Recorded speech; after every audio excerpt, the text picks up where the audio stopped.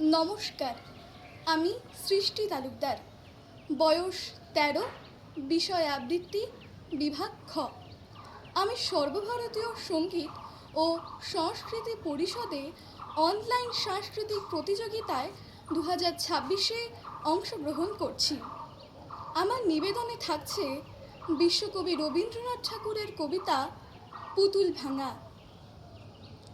৭-৮-২৭ আমি বলেছিলাম বলে গুরুমশাই আমার পরে উঠল রাগে জ্বলে। মাগো, তুমি ৫ পয়সায় এবার রথের দিনে সেই যে রঙিন পুতুলখানি আপনি দিলে কিনে। খাতার নিচে ছিল ঢাকা, দেখালে এক ছেলে। গুরুমশাই রেগে মেগে ভেঙে দিলেন ফেলে।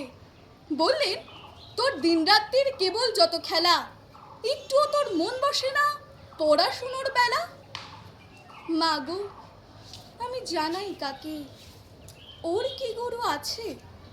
আমি যদি নালিশ করি এক্ষুনি তার কাছে। কোনো রকম খেলার পুতুল নেই কি মা ওর ঘরে? সত্যি কি ওর একটুও মন নেই পুতুলের পরে? সকাল সাজে তাদের নিয়ে করতে গিয়ে খেলা কোনো পড়ায় করেননি কি কোনো রকম হেলা? ওর যদি সেই পুতুল নিয়ে ভাঙেন কেহর আগে, বল দেখি মা, ওর মনে তা কেমন তর লাগে। নমস্কার।